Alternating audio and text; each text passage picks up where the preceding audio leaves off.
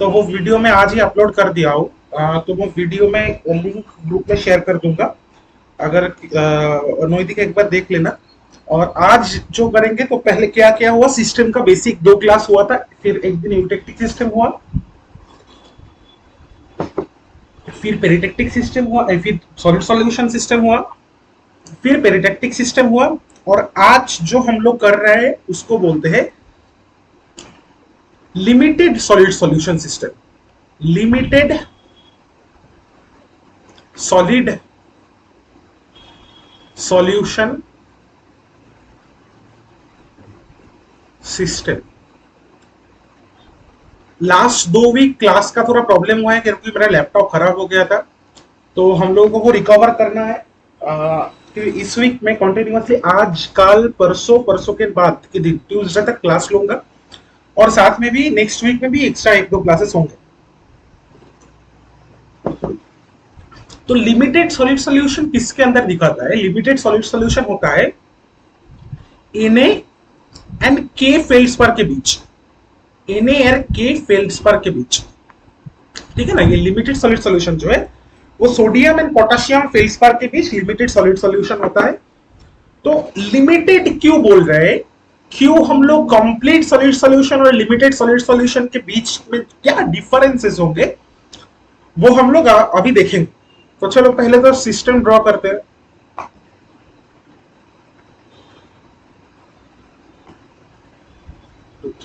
क्या होगा?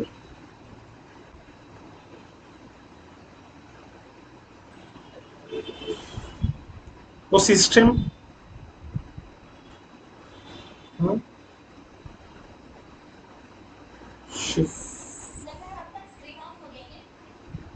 मेरा स्क्रीन ऑफ हो गया क्या? नोटिक दिखा रहा है मेरा स्क्रीन? तू एक बार फिर से रिजॉइन कर, ज्वाइन करके फिर से आ, दिख जाएगा।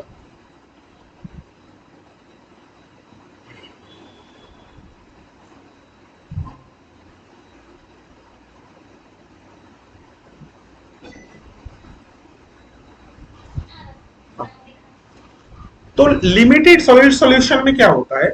तो इस साइड में हम लोग का के फेल्ड्स पर बने ऑर्थोक्लेस फेल्ड्स पर, और यहाँ पे सोडियम फेल्ड्स पर मतलब एल्बाइड, हम लोग एन नंबर दोनों ले लिए। अभी क्या होता है, यहाँ पे दो छोटे छोटे सॉलिड सॉल्यूशन सीरीज रहते हैं, और ये दोनों सॉलिड सॉल्यूशन सीरीज एक यूटेक्टिक पॉइंट से एक दूसरे के साथ कनेक्टेड रहता है। कैसे रहता है देखो, यहाँ पे तुम्हारा हो गया अराउंड 1200 डिग्री सेल्सियस। तो एक सॉल्यूशन सीरीज जाता है ऐसे,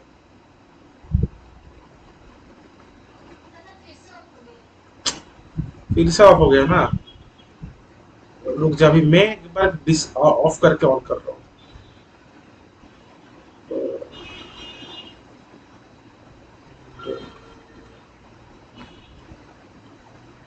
अभी दिख रहा है?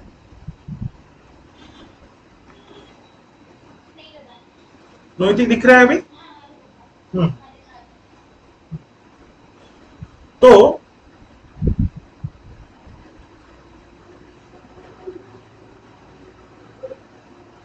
हम लोग अगर एल्बाइड नॉर्थाइड को इमेजिन करके देखें तो एक ऐसे ही कुछ स्ट्रक्चर था, पर मतलब ऐसे वाला पार्ट था एल्बाइड नॉर्थाइड में, ये दोनों वाला पार्ट नहीं था। तो ये कुछ मिक्सचर होता है, ये मिक्सचर होता है एल्बाइड एनॉर्थाइड सिस्टम, एल्बाइड एनॉर्थाइड सिस्टम और डाइऑक्साइड एनॉर्थाइड सिस्टम के बीच। तो ये जो दो सॉलिड सॉल्यूशन सीरीज के जो इंटरसेक्टिंग पॉइंट है, ये है यूटेक्टिक पॉइंट। ये है यूटेक्टिक पॉइंट। कभी भी जब इक्विलिब्रियम क्रिस्टलाइजेशन होगा, जब इक्विलिब्रियम क्रिस्टलाइजेशन होगा, तब हम लोगों को ये यूटेक्टिक पॉइंट को ज्यादातर कभी भी रीच करना नहीं पड़ेगा। पर इस सिस्टम में यूटेक्टिक पॉइंट की खास बात यही है कि जब भी फ्रैक्शनल क्रिस्टलाइजेशन आ जाता है, तब ये यूटेक्टिक कंपोजिशन बहुत इंपॉर्टेंट रोल प्ले करता है।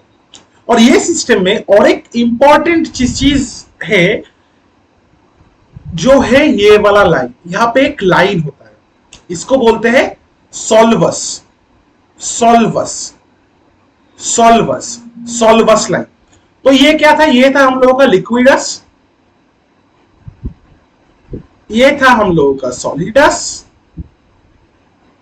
और ये एक नया चीज आता है जहां पे होता है सॉल्वस। तो ये सॉल्वस लाइन क्या डिनोट करता है? ये सॉल्वस लाइन रिप्रेजेंट करता है कि इस लाइन के बाद एग्जोल्यूशन होना स्टार्ट कर जाएगा। एग्जोल्यूशन होना स्टार्ट कर जाएगा। एग्जोल्यूशन क्या था मैंने पिछले दिन बताया था, मैं पिछले क्लासेस में बताया है एग्जोल्यूशन क्या है, राइट? हाँ कि ना, बोल दो एक बार। एग्जोल्यूशन क्या है मालूम है सबको? एग्जोल्यूशन क्या होता है? एग्जोल्यूशन मैंने बोला था पिछले क्लासेस में। तो ये सॉल्वस लाइन याद है कि नहीं याद है? फिर से बोलो बोलो। और सुना याद है? और सुना?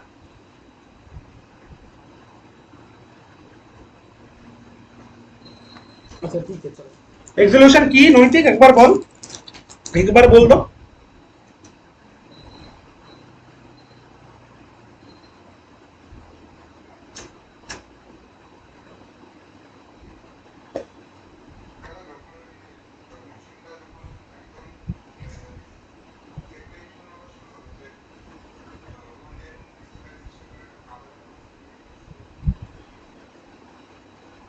एग्जोल्यूशन होता है, देखो जब हाई टेम्परेचर होता है, फिर से मैं बोल रहा हूं, जब टेम्परेचर हाई होता है कभी कभी क्या होता है कि एक बड़ा वाला कैटायन छोटा वाला कंपैरेटिवली स्मॉलर कैटायन को भी सब्स्टिट्यूट कर देता है। पोटेशियम साइज में ज्यादा है, सोडियम साइज में कम है। तो टेम्परेचर हाई जब होता है तब पोटेशियम एंड सोडियम का जो ट्रांसफर, सॉलिड सॉल्यूशन ट्रांसफर होता है।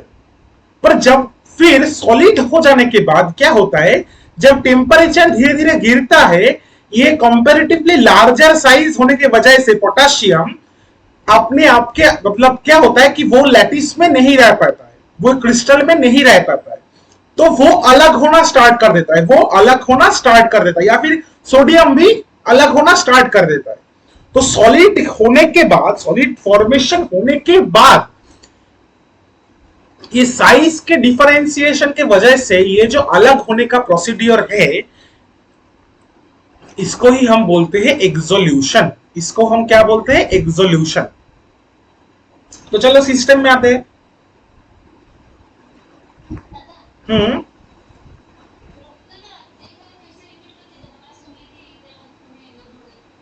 मैं बोल रहा था एग्जोल्यूशन क्या है। एग्जोल्यूशन तेरे को पता है ना? हाँ मैं, हाँ इसको बोल, ये जो कर्व है इसको बोलते हैं सॉल्वस कर्व। सॉल्वस, ठीक है।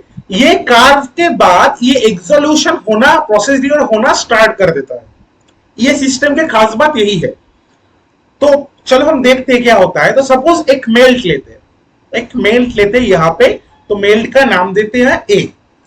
तो टेम्परेचर ड्रॉप होने के बाद ये क्या होगा, ये लिक्विड को टच करेगा, हाँ कि ना? ये लिक्विड को टच करेगा। सपोज ये लिक्विड को सी पॉइंट पे टच कर रहा है, सी पॉइंट पे टच कर रहा है। तो लिक्विड को टच करने के साथ साथ ही क्या होगा, क्रिस्टलाइजेशन होना स्टार्ट हो जाएगा। क्रिस्टलाइजेशन प्रोसीड्यूर होना स्टार्ट हो जाएगा। किसके कंपोजिशन का क्रिस्टलाइज बनेगा? अगर हम यहां से एक लाइन ड्रॉ करें तो वो लाइन जिस पॉइंट पे सॉल्वस बोल रहा हूं, सॉलिडस को हिट कर रहा है, मतलब बी पॉइंट पे, ये बी कंपोजिशन का सॉलिड बनेगा। बी कंपोजिशन सॉलिड बनेगा। धीरे धीरे टेम्परेचर और ड्रॉप करने के साथ साथ ये लिक्विड जो है, लिक्विड बराबर मूव कर जाएगा। और जिस पॉइंट पे आके ये लिक्विड अपने बल्क कंपोजिशन को इंटरसेक्ट करेगा, बल्क कंपोजिशन को आके इंटरसेक्ट करेगा, उसी पॉइंट पे क्या होगा, उसी पॉइंट पे ये प्रोसीजर खत्म हो जाएगा। यही था सॉलिड सॉल्यूशन। और जो ना याद है, नोइतिक याद है?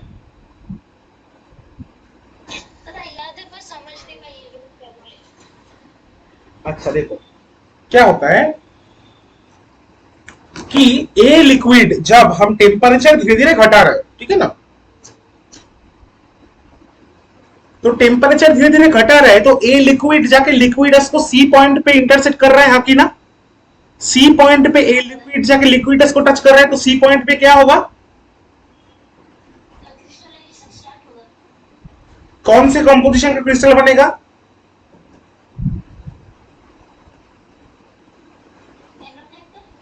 एनॉर्थाइड तो नहीं है यहाँ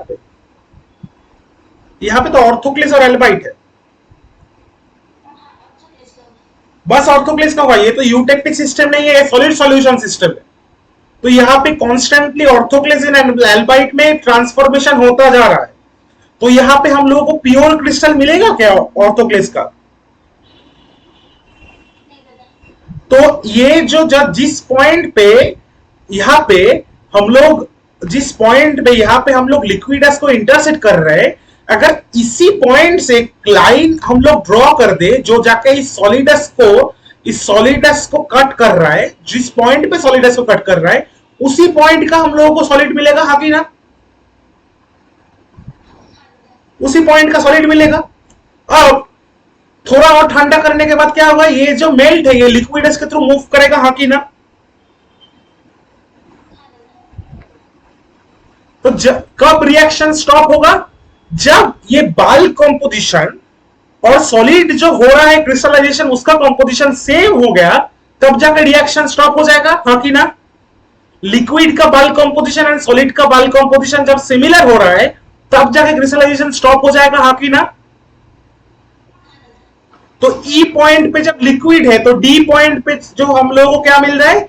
सिमिलर बाल्क कंपोजिशन के सिमिलर सॉलिड मिल रहा है। तो ई पॉइंट पे लिक्विड ई पॉइंट तक ही मूव कर पाएगा, हाँ कि ना? तो यहां पे क्या बनेगा? यहां पे ऑर्थोक्लेस रिच सॉलिड बनेगा, पर प्योर ऑर्थोक्लेस नहीं मिलेगा। ऑर्थोक्लेस हमको ज्यादा मिलेगा बट प्योर नहीं मिलेगा क्योंकि सॉलिड सॉल्यूशन नहीं है, ये यूटेक्टिक सिस्टम नहीं है। अभी देखो क्या होता है, तो सॉलिडस के नीचे क्या है? सॉलिडस के नीचे हम लोगों को पूरा सॉलिड मिल जाएगा, हाँ कि ना? अभी तो यहां पे सॉलिडस के नीचे हम लोगों को एक ही फेल्स पर मिलेगा क्योंकि सॉलिड सॉल्यूशन है जो कि ना मिक्स होगा ऑर्थोक्लेस एंड एल्बाइट के कंपोजिशन के साथ, हाँ कि ना? एक ही तो फेल्स पर मिलेगा जो जिसमें ऑर्थोक्लेस भी रहेगा एल्बाइट भी रहेगा, अलग अलग से नहीं मिलेगा क्योंकि सॉलिड सॉल्यूशन है, हाँ कि ना? अभी इस सिस्टम में क्या होता है, जब टेम्परेचर धीरे धीरे ड्रॉप होता है, जब टेम्परेचर धीरे धीरे और भी ड्रॉप होता है और जिस पॉइंट पे जाके हम सॉल्वस लाइन को इंटरसेक्ट करते हैं तभी एक्सोल्यूशन स्टार्ट हो जाता है। अभी एक्सोल्यूशन स्टार्ट होने के वजह से क्या होगा? फेस सेपरेशन स्टार्ट हो जाएगा। ये ऑर्थोक्लेस और एल्बाइट जो मिक्स करके था वो अभी और मिक्स नहीं रहेगा, वो अलग अलग होना स्टार्ट हो जाएगा। तो यहां पे पहले हम लोगों को क्या मिल रहा था? वन फेल्ड्स पर ही मिल रहा था, एक ही फेल्ड्स पर मिल रहा था जो मिक्स कंपोजिशन का था। क्या? किसका? ऑर्थोक्लेस एंड एल्बाइट का एक ही फेल्ड्स पर था। अभी सॉल्वस लाइन को टच करने के बाद हम लोगों को टू फेल्ड्स पर मिलेगा, एक ऑर्थोक्लेस मिलेगा और एक क्या मिलेगा? और एक मिलेगा एल्बाइट, क्योंकि एक्सोल्यूशन हो रहा है। एक्सोल्यूशन का मतलब क्या है? एक्सोल्यूशन का मतलब एक फेज के ऊपर और एक फेज ऐसे करके बैठ जाएगा। याद है एक्सोल्यूशन अर्चना?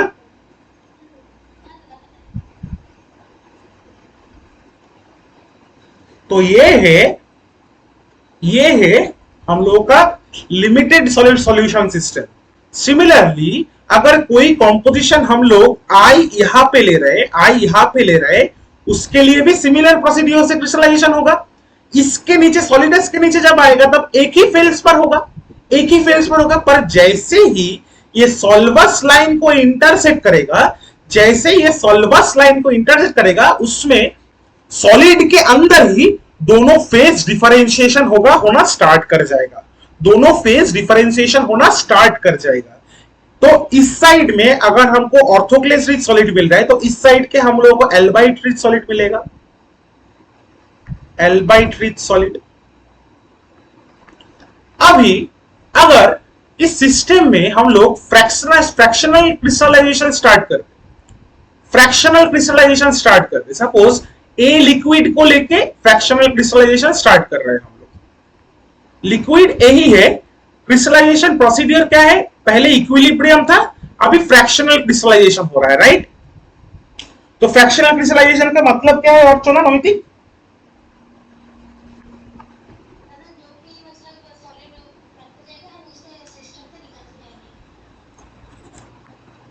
एग्जैक्टली जो भी सॉलिड बनते जाएगा और जैसे ही सॉलिड बनते जाएगा वैसे ही उसको हम सिस्टम से निकाल देंगे। तो पहले किस कंपोजिशन का सॉलिड बनेगा? अगर ए से क्रिस्टलाइज करें तो, ए लिक्विड को क्रिस्टलाइज करें तो किस कंपोजिशन का सॉलिड बनेगा? ऑर्थोक्लेज, प्योर ऑर्थोक्लेज बनेगा।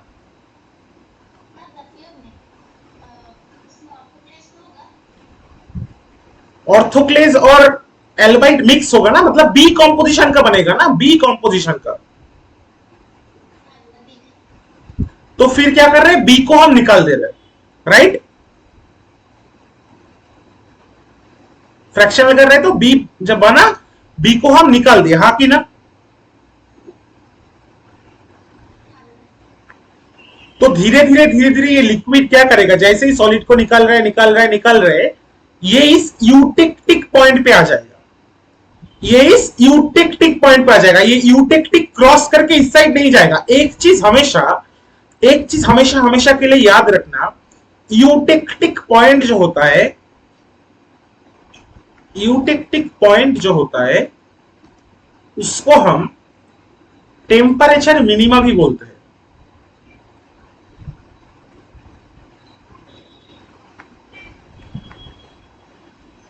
फॉर लिक्विड मतलब यूटेक्टिक पॉइंट के नीचे और कोई भी लिक्विड एग्जिस्ट नहीं, कभी नहीं करता है। यूटेक्टिक पॉइंट के नीचे लिक्विड एग्जिस्ट नहीं करता है।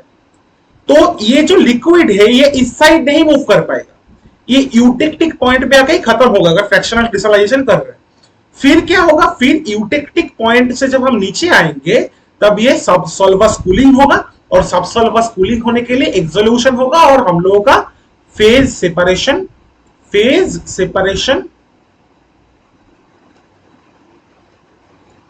स्टार्ट हो जाएगा। फेज सेपरेशन स्टार्ट हो जाएगा। समझ में आया कि नहीं आया?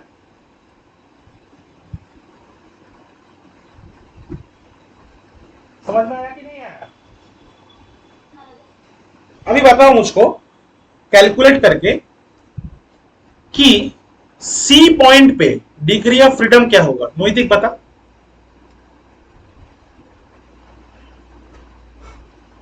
पॉइंट सी पे डिग्री ऑफ फ्रीडम क्या होगा?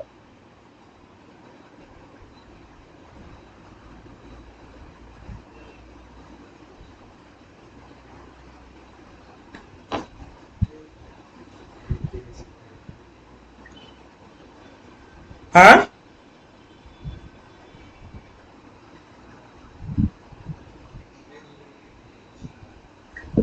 ডিগ্রি অফ ফ্রিডম মনে পড়ছে না। डिग्री ऑफ फ्रीडम कैलकुलेशन का एक फॉर्मूला था, C minus P plus one, F is equal to C minus P plus one. नैतिक कंपोनेंट कितना है इस सिस्टम पे?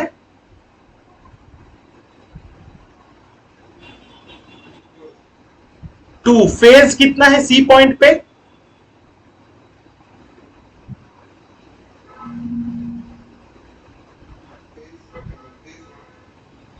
क्या क्या फेज है?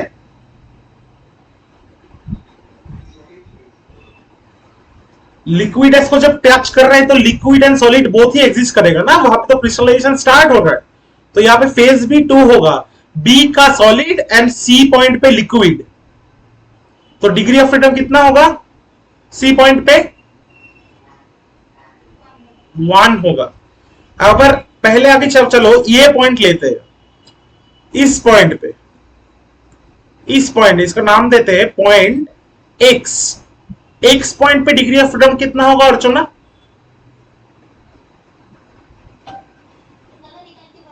हाँ निकाल के बोलो।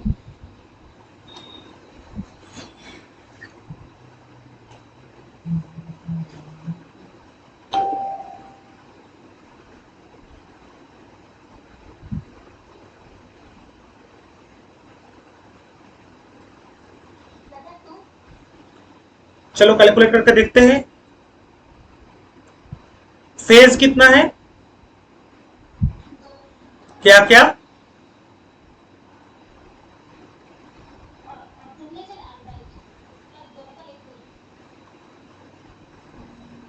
देखो यही बात है सॉलिड सॉल्यूशन का। यहां पे फेज एक ही होगा, वन सिंगल फेज पर है ना, सॉलिड सॉल्यूशन में है तो हाँ, तो उसको अलग नहीं कर सकते ना हम। तो कितना होगा फेज? वन। कंपोनेंट कितना होगा? कंपोनेंट कितना होगा?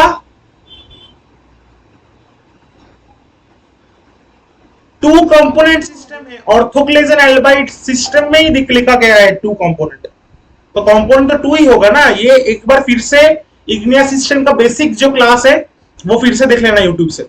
तो टू होगा, two minus one plus one कितना हो रहा है? Two. Degree of freedom equal to to.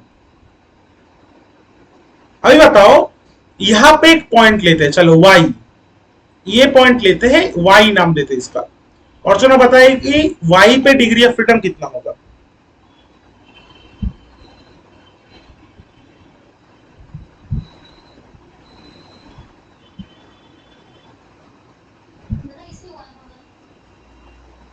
Phase कितना होगा?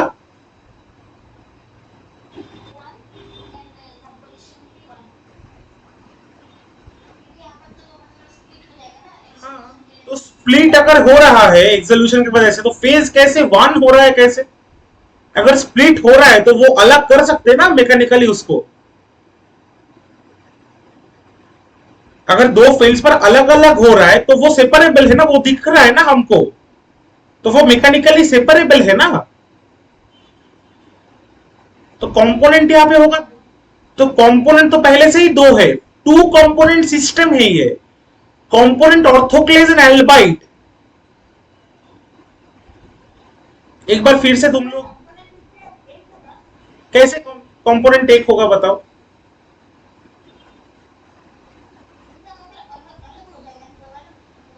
हाँ, तो दो अलग होगा तो कोई प्रॉब्लम नहीं है ना, कंपोनेंट तो हमेशा ही दो होता है, टू कंपोनेंट। कंपोनेंट का डेफिनेशन क्या था?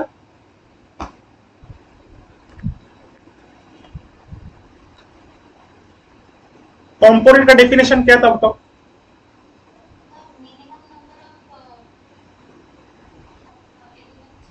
Minimum number of chemical species, minimum number of chemical species required to describe a system naturally। क्या था? minimum number of chemical species required to describe a system, the chemical composition of a system, right? तो यहां पे क्या क्या है? Na, Al, Si3O8, K, Al, Si3O8। जब ये अलग अलग भी नहीं है, चलो मान लेते हैं ऐसे लिखते हैं हम लोग, Na K K ब्रैकेट में Al Si3O8, जब लिक्विड है, ये कंपोजिशन का ये मिक्सचर है। तो तुम इसको, ये सिस्टम को कभी भी ऐसे डिस्क्राइब कर सकते हो?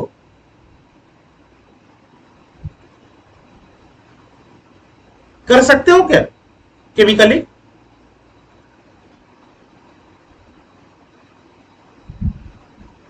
हाँ कि ना बोलो यार, कोई बात नहीं, अगर गलती हो रहा है तो भाई सुधारने के लिए ही हुई, यहाँ पे कोई प्रॉब्लम नहीं। सपोज ये है एल्बाइट, ये है ऑर्थोक्लेस, तो अभी इन दोनों को हम लोगों ने मेल्ट कर दिया, मेल्ट करके एक मिक्सचर बना लिया, मिक्सचर बना लिया। तो अभी जब मिक्सचर बना, उसका केमिकल कंपोजिशन ये है, NaKAlSi3O8, हाँ की ना? ठीक है। तो अभी अगर तुमको इसको केमिकली डिफाइन करना है, केमिकली डिफाइन करना है, तो तुम ऐसे डिफाइन कर सकते हो? नहीं कर सकते हो, क्योंकि ये नेचर में नहीं पाया जाता है, ये तुम अपने हिसाब से लिख रहे हो। इसको डिस्क्राइब करने के लिए तुमको बोलना पड़ेगा कि Na Al Si3O8 and KAl Si3O8 ये नेचर में पाया जाता है, ये अलग से, ये अलग से, राइट। तो minimum number of chemical species required to describe a system कितना हो रहा है? मिनिमम नंबर वो 2 हो रहा है। तो कंपोनेंट कितना होगा? 2 होगा। हमेशा एक सिस्टम में कंपोनेंट पहले से ही फिक्स रहेगा। तुम लोग जो सिस्टम कर रहे हो तो ये 2 कंपोनेंट सिस्टम है, इग्नियस में 2 कंपोनेंट सिस्टम है ये। तो यहां पे कंपोनेंट का तो प्रॉब्लम नहीं होना चाहिए, कंपोनेंट हमेशा ही 2 होगा यहां पे, ठीक है। तो कंपोनेंट हुआ 2। अभी y पॉइंट पे फेजेस कितना है?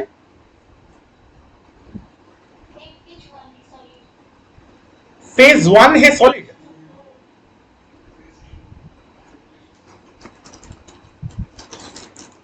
फेज क्या था? फेज का डेफिनेशन क्या था अर्चना?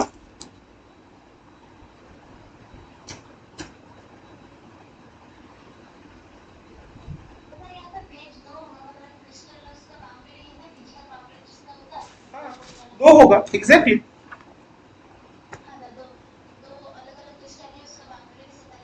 हाँ, तो 2 हुआ सिस्टम कंपोनेंट, 2 हुआ phase plus 1 degree of freedom कितना हुआ? वाई पॉइंट पे 1। तुम लोग जो करना, फिर से एक बार इग्नियस सिस्टम क्लास 1 एंड 2 फिर से एक बार करना, फिर से वीडियो एक बार देखना, वरना प्रॉब्लम हो जाएगा। वरना हर बार ये कंपोनेंट फेज वाला क्वेश्चन जैम में आएगा ही आएगा।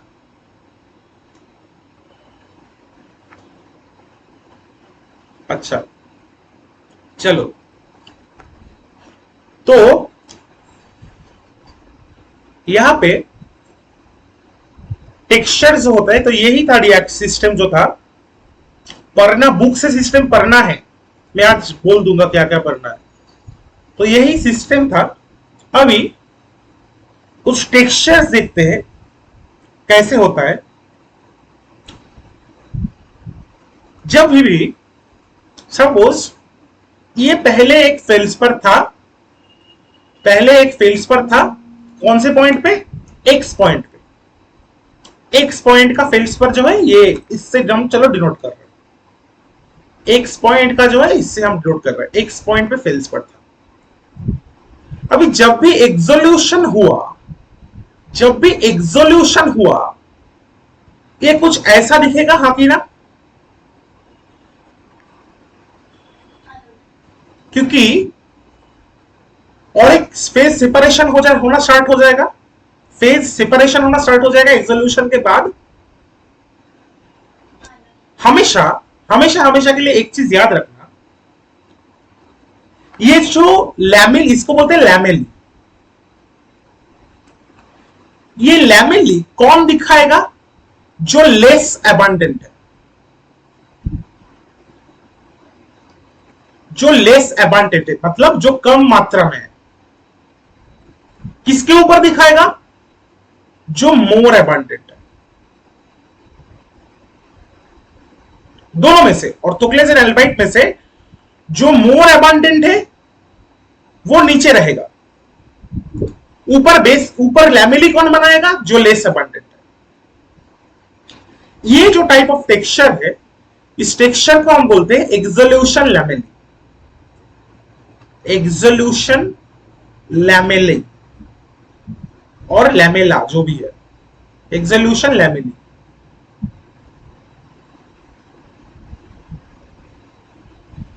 समझ आ गया? तो लैमेली कौन बनाएगा? जो लेस अबंडेंट है दोनों में से। किसके ऊपर बनाएगा? जो मोर अबंडेंट है। अभी अगर कोई भी सिस्टम में, हाँ हाँ,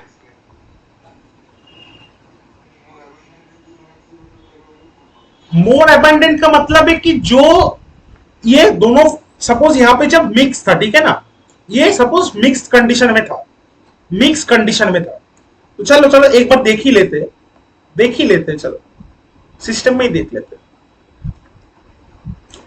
तो यहां पे सपोज 10, 20, 30, 40, 50, 60, 70, 80, 90। तो ये जो वाई वाला रॉक है, ये जो वाई वाला रॉक है जिसका एक्सोल्यूशन हो रहा है, वाई वाला जो रॉक है जिसका एक्सोल्यूशन हो रहा है, इसका कॉम्पोजिशन क्या है नैतिक?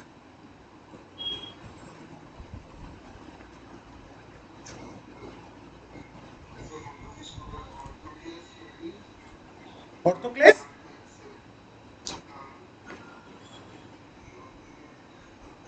उल्टो बोलছিস, अगर यहां से इस साइड जा रहा है तो ऑर्थोक्लेस बढ़ रहा है या घट रहा है? তাহলে কত কি হবে?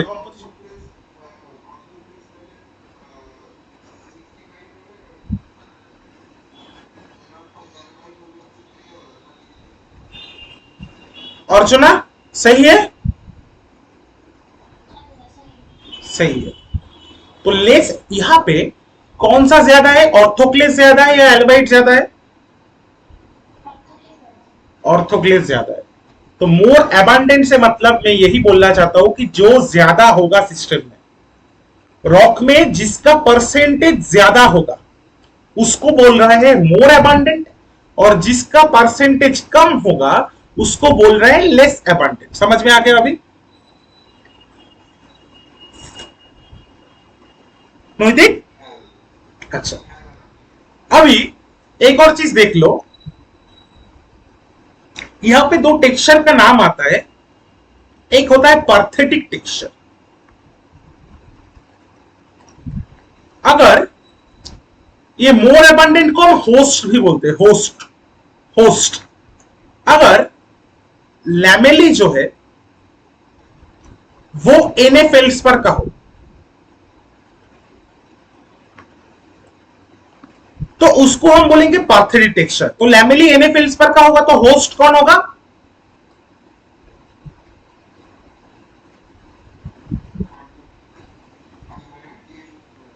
ऑर्थोक्लेस। हाँ हाँ, क्या एल्बाइट?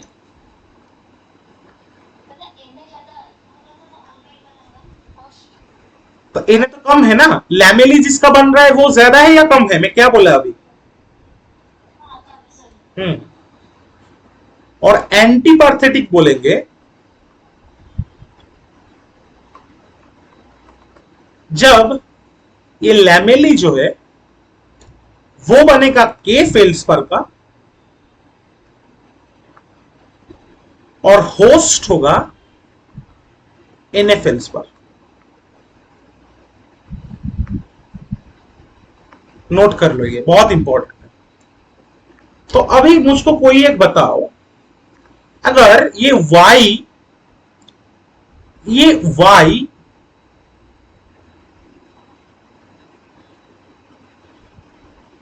ये y रॉक बना रहा है, y रॉक बना रहा है,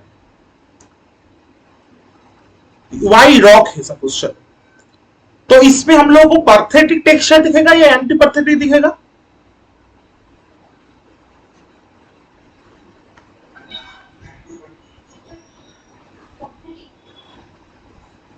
नोटिक एंटी पार्थेटिक क्यों?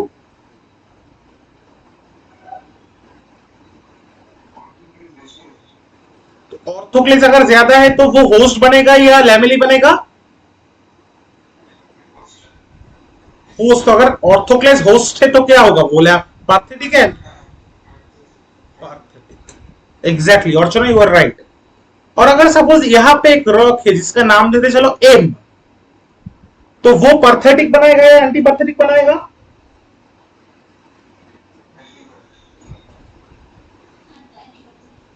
Anti perthitic. Absolutely right, absolutely right. अभी चलो हम देखते हैं, ये तो फिक्स प्रेशर में की है। चलो हम देखते हैं प्रेशर अगर वेरिएशन करते हैं इस सिस्टम का तब क्या होता है। जब प्रेशर वेरिएशन होता है इस सिस्टम में तब क्या होता है? अगर ये सिस्टम जो है यहां पे हम लोग वाटर का प्रेशर जो है वाटर प्रेशर कैलकुलेट करके मेंटेन करते हैं, वो 2 एमपीए करके रखते हैं, 2 एमपीए करके रखते हैं। तो 2 एमपीए में कैसा सिस्टम होगा वो हम लोग देखे। अब 2 एमपीए में कैसा सिस्टम होगा वो हम लोग भी देखे। तो जैसे ही हम प्रेशर बढ़ाते जाएंगे, सपोज प्रेशर हम लोग अभी कर दिए PH2O कर दिए हम 200 मेगापास्कल, मतलब प्रेशर इंक्रीज किया। तो जैसे प्रेशर इंक्रीज करते हैं इस सिस्टम में एक अनोखी बात है, इसका मेल्टिंग पॉइंट डिक्रीज होता है। मेल्टिंग पॉइंट क्या हो जाता है? मेल्टिंग पॉइंट डिक्रीज हो जाता है। अभी एक चीज बताओ, प्रेशर बढ़ाने से मेल्टिंग पॉइंट बढ़ता है या घटता है? प्रेशर अगर हम किसी भी सिस्टम का इंक्रीज करें तो मेल्टिंग पॉइंट घटता है या बढ़ता है? बढ़ता है। पर इस सिस्टम में उल्टा क्यों हो रहा है?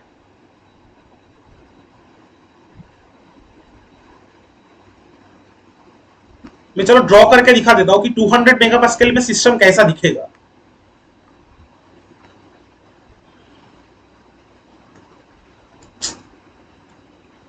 तो तब तुम लोग सोचो कि क्यों हो रहा है।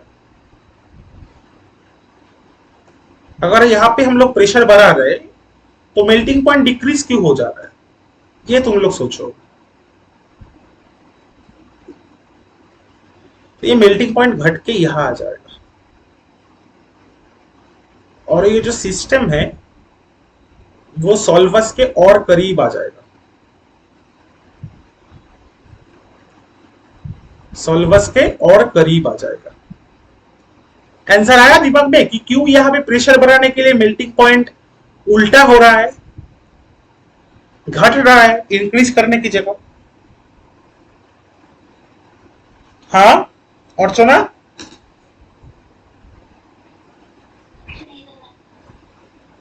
नैतिक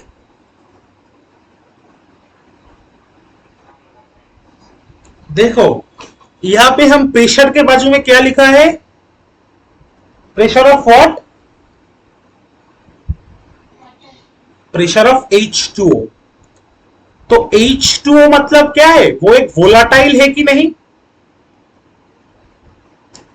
वो एक वोलाटाइल एलिमेंट है कि नहीं? हाँ कि ना? है कि नहीं? तो मैंने क्या बोला था कि किसी भी सिस्टम में अगर हम वोलाटाइल इंक्रीज कर देते हैं तो उसका मेल्टिंग पॉइंट घटता है या बढ़ता है? घटता है। इसी वजह से यहां पर हम प्रेशर H2O बोल रहे हैं। H2O का प्रेशर बढ़ा रहे हैं, H2O के साथ प्रेशर बढ़ा रहा है, तो वोलाटाइल बढ़ने के कारण हम लोग यहां पे मेल्टिंग पॉइंट डिक्रीज करेगा। यहां पे ओवरऑल प्रेशर नहीं बढ़ रहा है, H2O का प्रेशर बढ़ा रहा है, मतलब वोलाटाइल इन्फ्यूज कर रहे हैं हम लोग। और अगर हम pressure of H2O greater than 500 megapascal कर दे तो एक यूनिक चेहरा बनाएगा ये सिस्टम। कैसा चेहरा बनाएगा?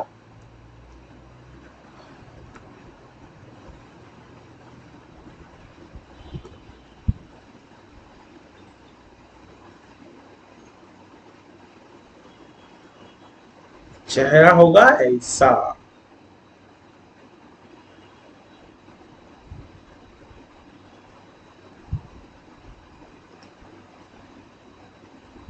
मतलब तो हम लोग प्रेशर ऑफ H2O जितना बढ़ाएंगे उतना वो सॉल्वस के करीब आता जाएगा, करीब आता जाएगा, क्योंकि मेल्टिंग पॉइंट ड्रॉप कर रहे हैं। तो पहले वाले जो भी सिस्टम हम देखे जहां पे गैप है, जहां पे गैप है उसको बोलते हैं हम हाइपर सॉल्वस, और ये वाले को हम बोलते हैं सब सॉल्वस। ठीक है, समझ में आया? बाकी ना क्यों इंटरसेक्ट कर रहे हैं, समझ में आया? और चुना? अच्छा। ठीक है, तो सिस्टम का क्लास आज यहीं पे खत्म हो गया। हम और कुछ टेक्सचर्स देखेंगे। टेक्सचर्स देखने के बाद हम लोगों का इग्नियस खत्म हो जाएगा। फिर हम कुछ पीवाईक्यू करेंगे, प्रीवियस ईयर क्वेश्चन एक क्लास में करेंगे। उसके बाद हम लोग का खत्म, मतलब नेक्स्ट क्लास ही कल ही हम लोग पीवाईक्यू कुछ देखेंगे इग्नियस मेट्रोलॉजी का। उसके बाद हम लोग का खत्म, कुछ नहीं मतलब सारे पीआईक्यू जो जैम का है वो पीवाईक्यू करेंगे, प्रीवियस ईयर क्वेश्चन जो है वो करेंगे। अच्छा, तो कुछ कुछ में क्या होता है, कुछ कुछ टेक्सचर्स, कुछ अलग अलग टेक्सचर जो है वो हम लोगों को जानना है। कैसे जानना है देखो, तो पहले है dendritic texture. Dendritic texture, dendritic texture का खास बात क्या है, dendritic texture tree like branching दिखाता है, ये इसका खास बात। ट्री लाइक ब्रांचिंग,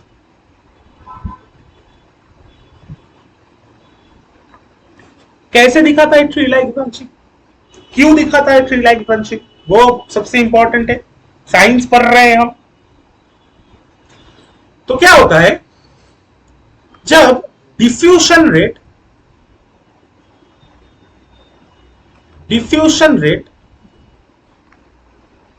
कम हो जाता है एक सिस्टम में, तब ये क्या होता है, ये क्रिस्टल के आजू बाजू एक डिप्लीशन जोन बनता है। डिफ्यूजन रेट मतलब क्या, कम हो रहा है मतलब क्या है, दूर से जो आयंस था वो आयंस तैर के इसके पास नहीं आ पा रहा है, पर इसको आयंस चाहिए ग्रो करने के लिए। तब ये क्या करेगा, ये एक पर्टिकुलर एरिया में अपने आप को बहुत ज्यादा ग्रो करके ये आयन के पास खुद चला जाएगा। एक पर्टिकुलर छोटे छोटे कॉर्नर्स पे ग्रो करके आयंस के पास से खुद चला जाएगा। तो इस टाइप ऑफ टेक्सचर को हम बोलते हैं डेंड्रिटिक टेक्सचर। इस टाइप ऑफ टेक्सचर को हम बोलते हैं डेंड्रिटिक टेक्सचर। डेंड्रिटिक टेक्सचर की एक टाइप है स्पिनिफेक्स टेक्सचर। स्पिनिफेक्स टेक्सचर, स्पिनिफेक्स टेक्सचर हम लोग कौन दिखाता है, ज्यादा दिखाता है ओलिविन। किस टाइप ऑफ लावा में दिखाता है या फिर किस टाइप ऑफ रॉक में दिखाता है, कोमाटियाइट में दिखाता है। कोमाटियाइट टाइप ऑफ लावा या फिर कोमाटियाइट रॉक में, प्री कैम्ब्रियन रॉक है, ये प्री कैम्ब्रियन रॉक है, इसमें दिखाता है।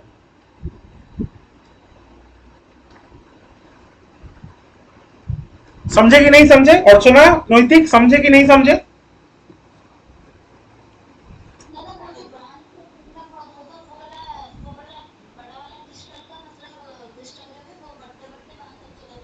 हाँ, पर बढ़ते बढ़ते वहां तक चले जाएगा, पर पूरा नहीं बढ़ेगा। ऐसे पूरा ग्रोथ नहीं हो रहा, एक पर्टिकुलर पार्ट ज्यादा ग्रोथ कर रहा है, समझ में आया? हाँ, एक सेकंड। अच्छा,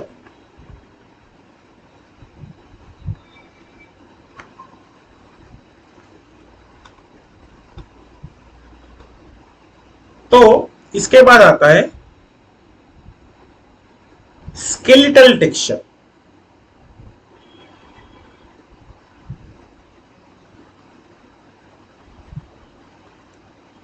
क्या होता है, पार्शियल मेल्टिंग के कारण या फिर पार्शियल लिक्विडाइजेशन के वजह से एक क्रिस्टल के कॉर्नर्स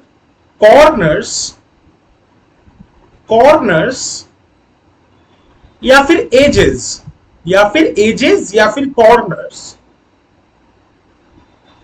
जितना मेल्ट वो कॉर्नर्स या फिर एजेस में मिलता है, उसके बॉडी में उतना मेल्ट नहीं मिलता है।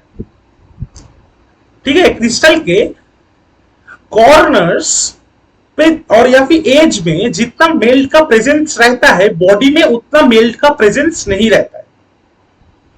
अभी जहां पे मेल्ट ज्यादा रहेगा, जिस पोर्शन में मेल्ट ज्यादा रहेगा, वहां से आयन आके एक क्रिस्टल पे जमा होगा, हाँ कि ना? जहां पे मेल्ट ज्यादा रहेगा वहां से आयन आके उस क्रिस्टल के उस पार्ट पे ज्यादा जमा होगा। तो अगर कॉर्नर्स पे ज्यादा, सबसे ज्यादा मेल्ट रह रहा है, तो ये आयंस क्या होगा, ये कॉर्नर्स पे आके जमा होगा। और आयंस जमा हो रहा है मतलब क्या है, आयंस अगर जमा ज्यादा हो रहा है किसी एक जगह पे, तो मतलब क्या है, उस जगह में ग्रोथ ज्यादा होगा, हाँ कि ना? ग्रोथ ज्यादा होगा कि नहीं होगा? हाँ, क्या बोल रहे हो अर्चना? हाँ, क्रिस्टलाइजेशन ज्यादा होगा। तो इसीलिए कुछ कुछ क्रिस्टल में ये जो कॉर्नर्स है ये बहुत ज्यादा ग्रोथ दिखाता है, बहुत ज्यादा ग्रोथ दिखाता है, या फिर एजेस बहुत ज्यादा ग्रोथ दिखाता है। तो उसको हम बोलते हैं स्केलेटल स्ट्रक्चर। Skeletal structure. और कभी कभी क्या होता है, ये कॉर्नर ग्रो करके अपने आप से कनेक्ट हो जाता है, दूसरे कॉर्नर से कनेक्ट हो जाता है। और जैसे ही दूसरे कॉर्नर से कनेक्ट हो जाता है, ये दोनों कॉर्नर के बीच में ये मेल्ट रहता है, यहां पे ये मेल्ट रहता है यहां पे। तो इस टाइप ऑफ स्ट्रक्चर को, जो एक स्केलेटल स्ट्रक्चर के पार्ट है, इसको हम बोलते हैं shallow tailed ship. Shallow tailed ship. समझ में आ गया? अच्छा, और भी 3-4 टेक्सचर है, चलो देख लेते हैं। अच्छा, एक टर्म आता है बहुत इंपॉर्टेंट है, जिसको हम बोलते हैं एपिटैक्सिस। एपिटैक्सिस। एपिटैक्सिस क्या है? अगर किसी भी जगह या फिर किसी भी रीजियन में कोई भी एक मिनरल के ऊपर,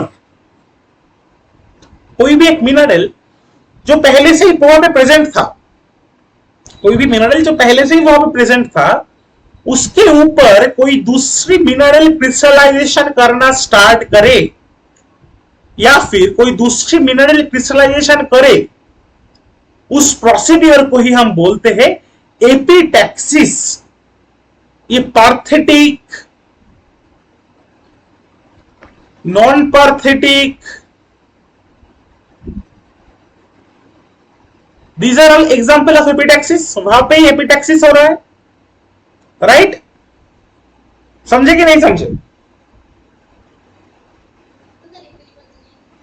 अगर किसी भी जगह एक क्रिस्टल जो प्रीवियसली फॉर्म था, उसके ऊपर दूसरे किसी मिनरल का क्रिस्टल फॉर्म होना स्टार्ट कर दे, दूसरे किसी मिनरल क्रिस्टलाइजेशन करना स्टार्ट कर दे, उस प्रोसीडियर को हम बोलते हैं एपिटैक्सिस। उस प्रोसीडियर को हम क्या बोलते हैं? एपिटैक्सिस। तो ये पार्थेटिक नॉन पार्थेटिक टेक्सचर में भी तो सिमिलरिटी हो रहा है ना। ये पहले से कुछ मिनरल था, उसके ऊपर अभी लैमेला फॉर्म हो रहा है कोई दूसरे मिनरल का, राइट? कोई लैमेला फॉर्म हो रहा है दूसरे मिनरल का, तभी जाके पार्थेटिक या फिर एंटी, सॉरी नॉन पार्थेटिक लिखा हो, एंटी पार्थेटिक टेक्सचर बन रहा है, हाँ कि ना? तो इसको भी, इस प्रोसीड्यूर को भी हम एपिटैक्सिस ही बोलेंगे। पार्थेटिक और नॉन पार्थेटिक टेक्सचर, एंटी पार्थेटिक टेक्सचर बनने का जो प्रोसीड्यूर है, उसको भी हम एपिटैक्सिस ही बोल सकते हैं, हाँ कि ना? हाँ, टाइप के अंदर आता है। और एक टाइप आता है रैपिक टेक्सचर। वहां पर में भी अगर ऑर्थोक्लेस फेल्सपर के ऊपर, अगर ऑर्थोक्लेस फेल्सपर के ऊपर प्लेजियोक्लेस फेल्सपर का ओवरग्रोथ हो, प्लेजियोक्लेस फेल्सपर का ओवरग्रोथ हो, ऑर्थोक्लेस फेल्सपर के ऊपर प्लेजियोक्लेस फेल्सपर का ओवरग्रोथ हो, तो उसको भी हम एपिटैक्सिस ही बोलेंगे। और उस टेक्सचर का नाम क्या है? उस टेक्सचर का नाम है रैपिक टेक्सचर। समझ में आया? समझ में आया कि नहीं आया? और सुना? अच्छा, और कुछ टेक्सचर्स होता है जिसको हम हाइड्रेशन टेक्सचर भी बोलते हैं, जहां पे in presence of water, hydration मतलब वाटर हो रहा, इंक्लूड हो रहा है, इन प्रेजेंस ऑफ वाटर कोई एक पर्टिकुलर मिनरल दूसरे मिनरल में कन्वर्ट हो रहा है। इन प्रेजेंस ऑफ वाटर कोई एक पर्टिकुलर मिनरल दूसरे मिनरल में कन्वर्ट हो रहा है, उसको हम, उस टाइप ऑफ टेक्सचर को हम बोलेंगे हाइड्रेशन टेक्सचर। फॉर एग्जांपल, मैंने पहले ही सर्पेंटिनाइजेशन का जिक्र किया है, राइट? सर्पेंटिनाइजेशन में क्या हो रहा है? ओलिविन टू सर्पेंटिन कन्वर्ट हो रहा है, राइट? तो ये क्यूब किसके वजह से हो रहा है? ये पानी की वजह से हो रहा है। सर्पेंटिन वाटर कंटेन करता है अपने स्ट्रक्चर में। और भी एग्जांपल है दो, जो है क्ले मिनरल, और एक है सेरिसिटाइजेशन। सेरिसिटाइजेशन, सेरिसिटाइजेशन में क्या होता है? फेल्सिक मिनरल जो होता है, कुछ फेल्सिक मिनरल, प्रिडोमिनेंटली फेल्सपार, वो किस में कन्वर्ट होता है? सेरिसाइट में कन्वर्ट होता है। Sericite is a type of mica, sericite में कन्वर्ट होता है। तो उस प्रोसेस को हम बोलते हैं सेरिसिटाइजेशन। क्या बोलते हैं? सेरिसिटाइजेशन। और एक प्रोसेस भी होता है जिसको हम बोलते हैं सॉसराइजेशन।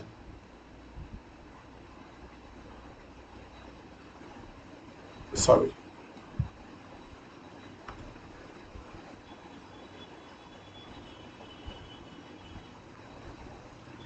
सॉसराइजेशन में क्या होता है? ये फेल्सपार जो है, ये फेल्सपार जो है, ये एपिडोट में कन्वर्ट होता है। फेल्सपार जो है, ये एपिडोट में कन्वर्ट हो जाता है। समझ में आया? नोट कर लिए सब, हाँ कि ना? हेलो, नोट कर लिए सब? चलो, आज के लिए इतना ही क्लास से। कल कितने बजे करना है क्लास, बोलो?